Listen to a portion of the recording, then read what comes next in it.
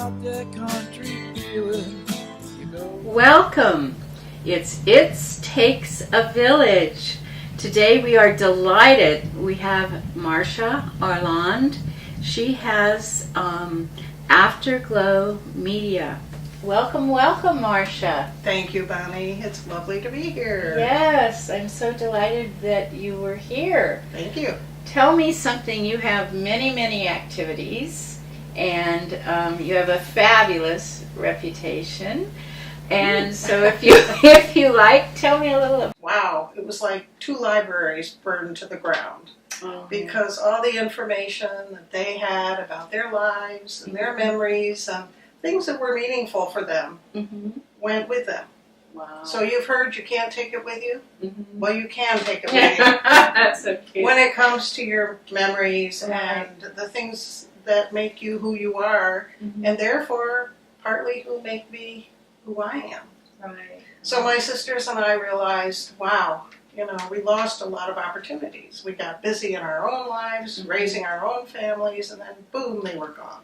Yeah. So I thought about it, and one day I walked into the house and said to my husband, John, I just figured out what I want to be when I grow up. That's fabulous. And I was 65 years old when I said that.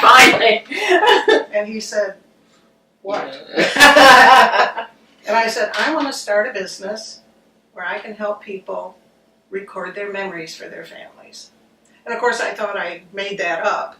But I found out later that there's a whole association of personal historians who does what I do. Wow, but anyway, that's neat. how I got started in 2003. That's really from the heart, knowing what you needed and then offering it to others. That's really beautiful. Yeah. Well, it's very gratifying work. It's fun work, and it gives me goosebumps when I hear stories that people tell, and then their families say, "I never knew that about mom or dad or grandma or whatever." That's precious. Yeah. Absolutely Thank precious. Yeah, I've seen a few clips of some of your work, and it was really impressive and beautiful. Oh, thank you. And what I've heard about you is when you go into the home, your presence is really delicate and supportive. And sometimes when you're getting toward the end of a life and family situations, it really is a little delicate. And so what I've heard that you're really have a good atmosphere when you enter, and you're not intrusive, and you're very supportive. And I also heard sometimes you bring a roller skate. Well, that's true. One of the ways that people will say, oh, I don't remember anything, or I don't have anything interesting to say, and I'll bring props. And roller skates that used to clamp onto saddle shoes with a key. Right. You tighten them. So I'll bring things like that, and then people will go, oh, yes, I remember those. And then I can ask questions like, and who did you go skating with? Oh, wow. Oh, let's see. Her name was, That's was she really your best brilliant. friend? What Yeah. else did you do after school? So, who was your teacher? And, you just get it. They're called memory triggers. Yeah. So, and people have fun. They really have fun going back, even if it's sad times and tough times, which sometimes they were. Right. But most families have tough times. Yeah, well, that's really beautiful. I also heard you have this amazing list of famous questions that you have. Well, yes, and some personal historians just go in cold, bring in the camera. Hi, my name is so-and-so, and sit down, I'm going to ask you questions. That's fine. It's just not the way I do it. I like to get to know the person first. So I spend quite a bit of time with them before the cameras roll. And I ask questions and make notes of the things that they would like to talk about on camera. That's great. That's important. Wow. Let's see. Maybe you can tell us some of the actual settings that you've done or people that you remember in your work. Well, I've gone across the country to do what I do, although there are personal historians all over the country, and I'm happy to refer people to them, but some people, when they meet me, they want me to do it. So yeah, I can see that.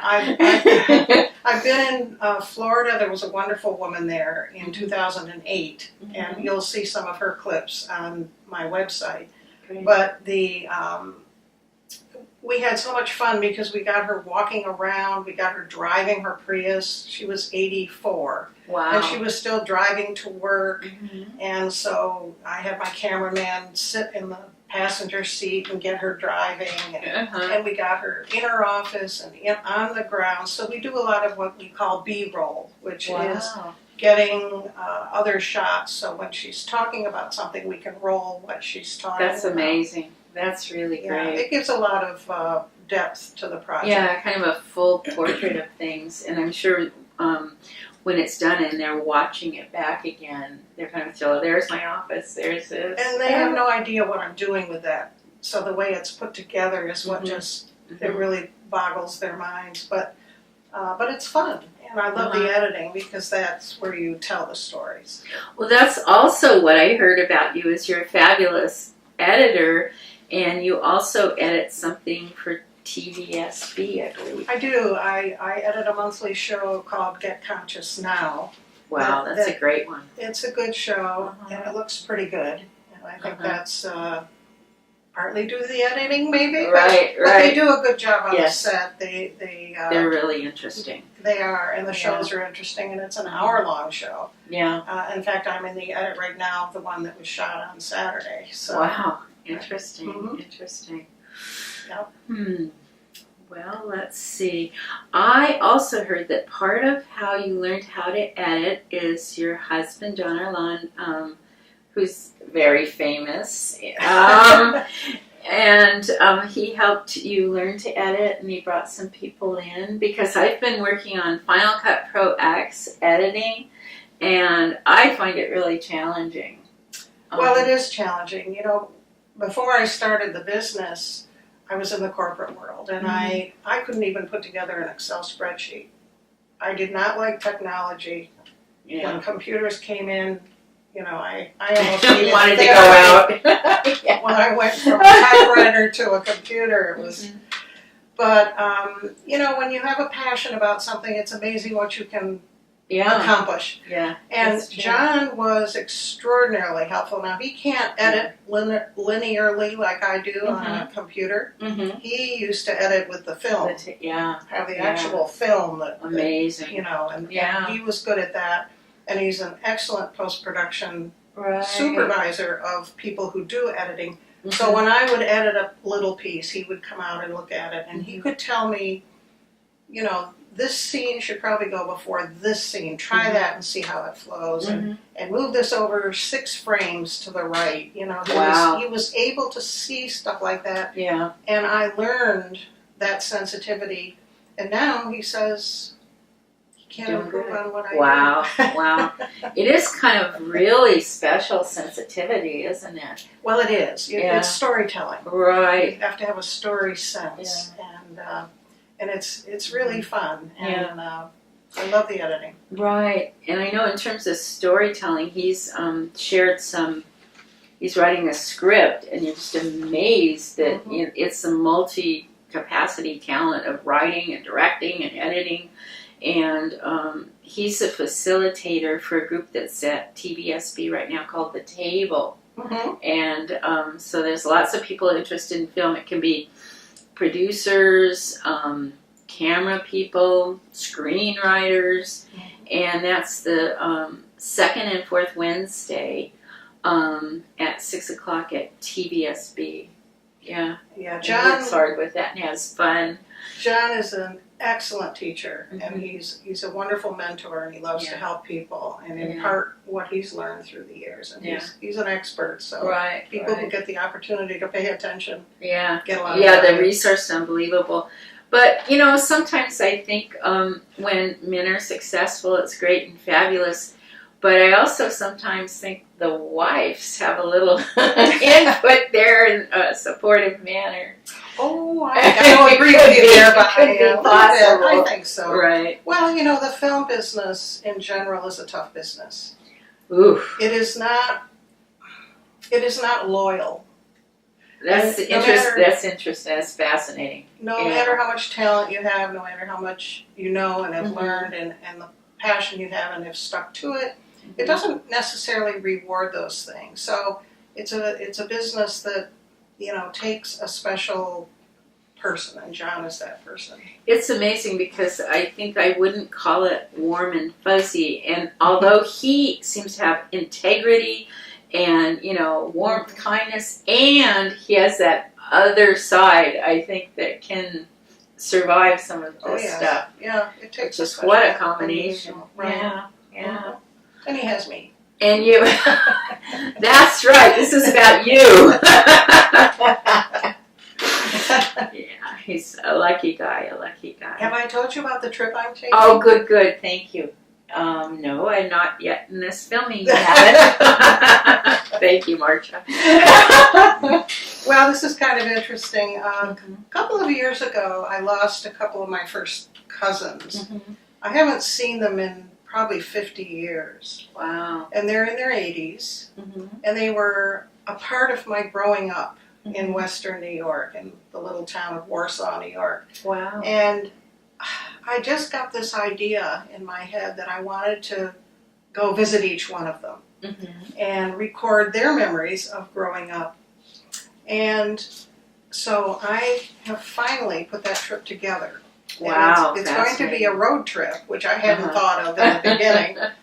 But on August 2nd, I leave Santa Barbara for 5,000 miles. Wow. 37 days. You are courageous. Trekking across the country in a circuitous route so that I can meet with each of my 6 cousins. Wow. And it's going to be a reunion, and it's also going to be a goodbye, because we'll probably never see each other again. Right. But I'll be recording our memories together.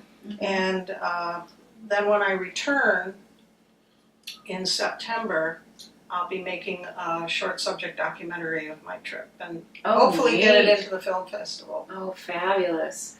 Somewhere I saw a photo of the camera that you're actually taking. It's huge. Oh. But I bet you know what you're doing. That's a good thing. Well, you see, I always use a professional cameraman when I do my life story videos. So I've purchased a camera to use for this trip.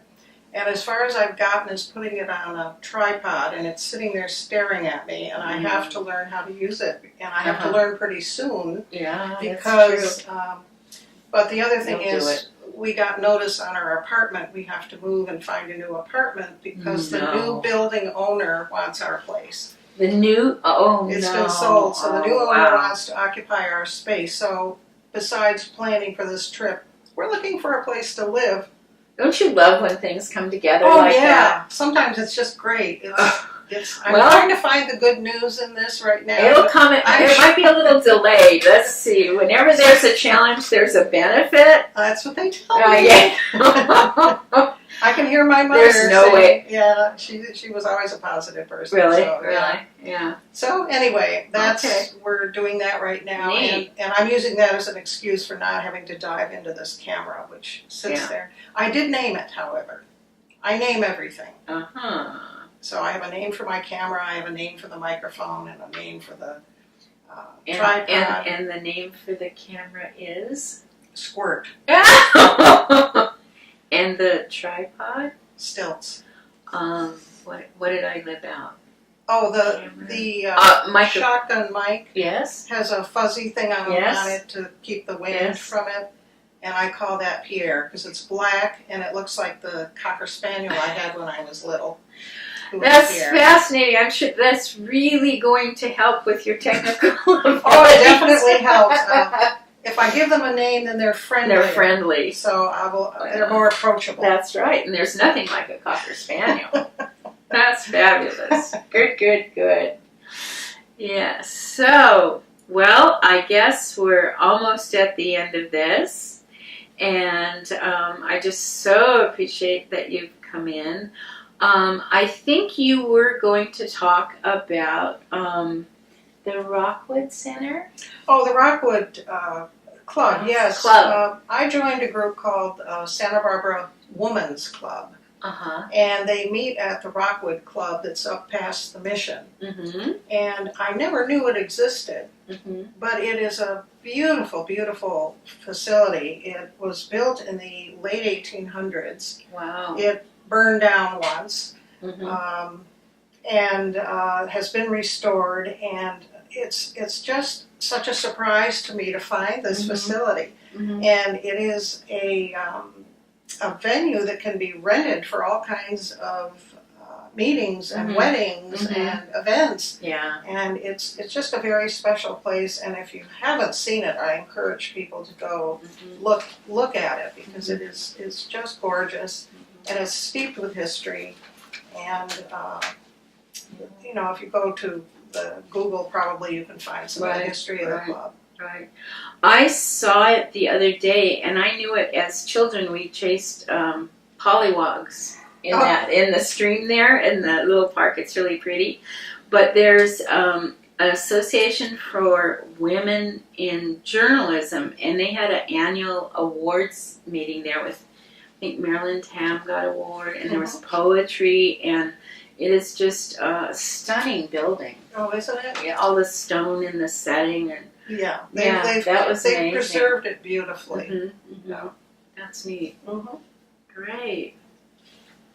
So, have I left out anything that you want to say? You asked me if I had $1 million. Oh, good. Okay. Yes.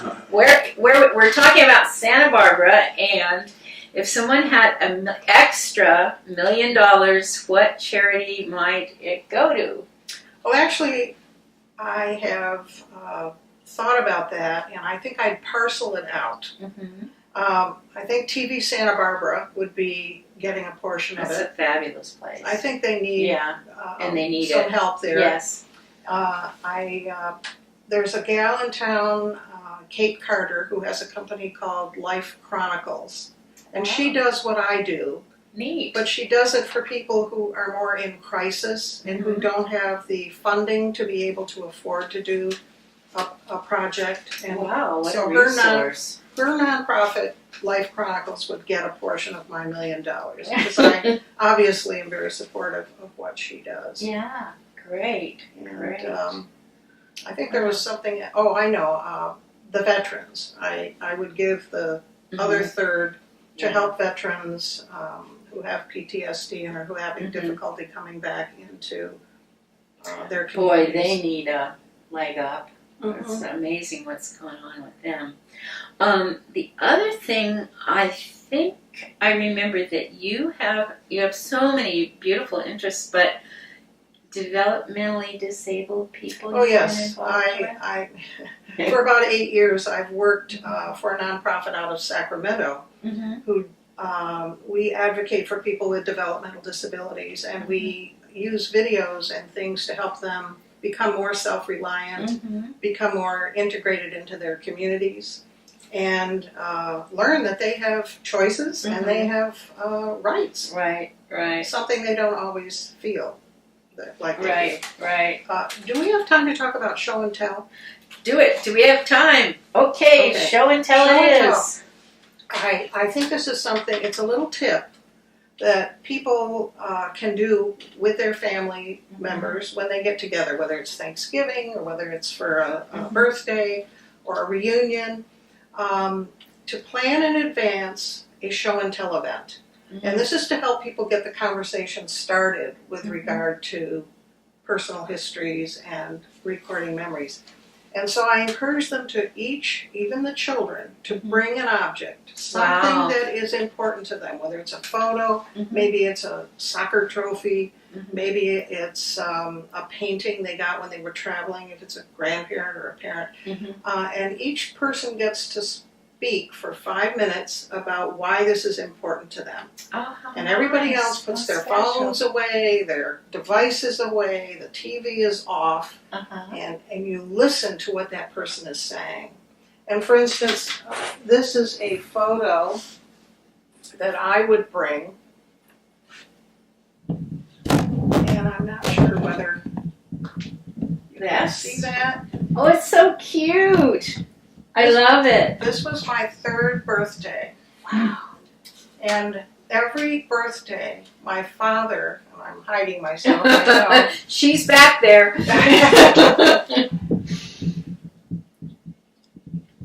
So nice. We have 1 minute left.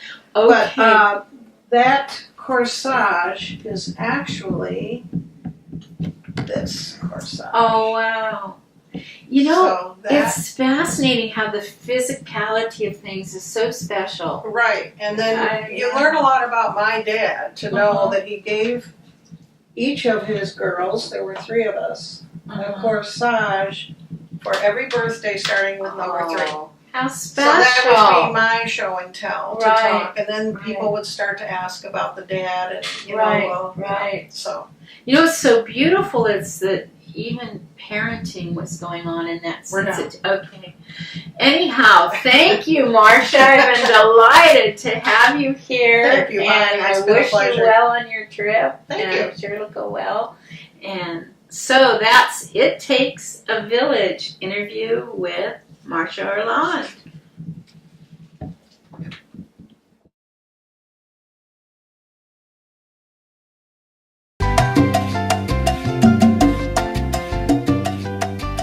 Hi, I'm Bonnie from It Takes a Village. We're here on Ortega and Santa Barbara Street. What have we discovered? It's a Steve Nipper company. Let's go in and check it out. Hi, Steve. How are you? Hi, Bonnie. I'm great. Thanks for stopping in today. All right, what's going on around here? Well, we're here at Soul Wave, where we make people's water better. All right. And I'll say that you have a pretty good reputation in this town. How did you earn that? Well, with 23 years of service to the community and doing a good job and standing behind what we do, that's what we've earned. That's what I've heard. Yeah. And I just want to thank you, Bonnie, for helping us support It Takes a Village. We couldn't be happier. Thank you. You're welcome. Take care. And so we learned more about Santa Barbara. We have a company that helps the economy of people because of their prices, and they help your good health with good water. Very, very important. Thank you, Steve Nipper at Soul Wave.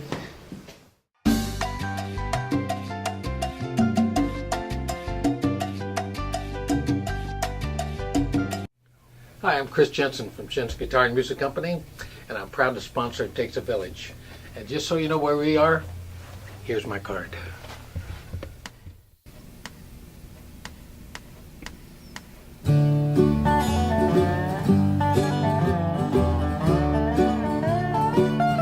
It started out one Saturday night at the Condor.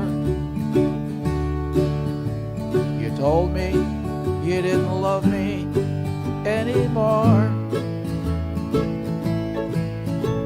We started picking up the pace, then much to our disgrace, the bartender said, "Will you all kindly leave?" Ha, ha, yeah, yes, I'm over you. Ha, ha, yeah, yes, I'm over you. Ha, ha, yeah, yes, I'm over you. And I'm thanking God that I'm over you. We went on over to your mom's trailer condo. Pretty soon, a coffee table flew. Well, the neighbors, they called the cops. They made it stop.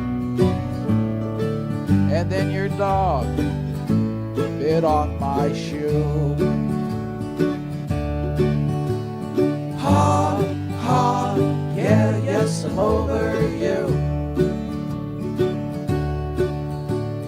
Ha, ha, yeah, yes, I'm over you.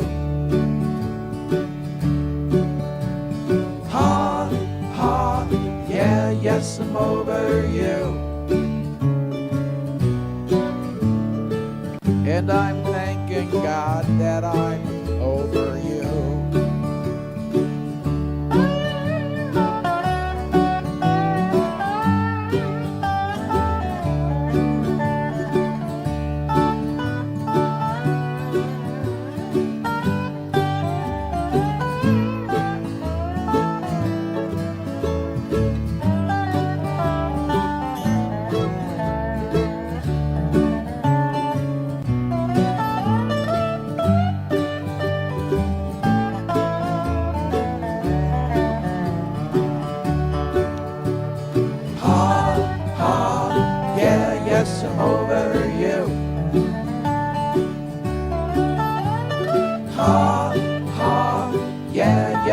over you. Ha, ha, yeah, yes, I'm over you.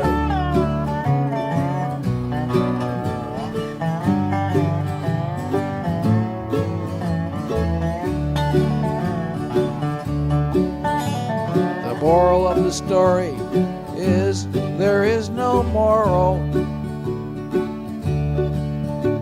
I'll leave that to those folks on Fox News.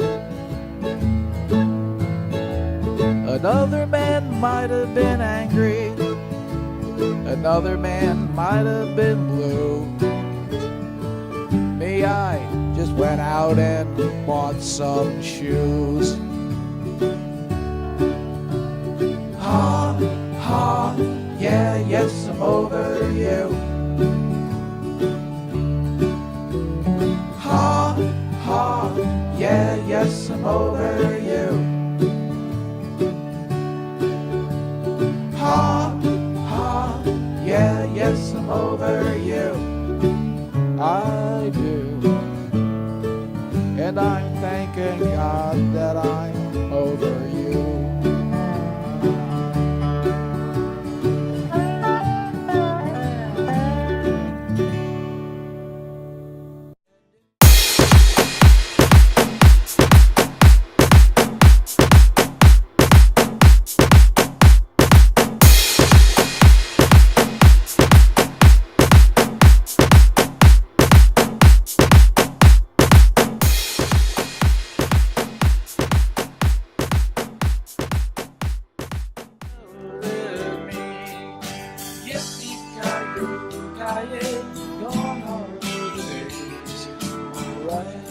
They're playing with Jimmy and Tom.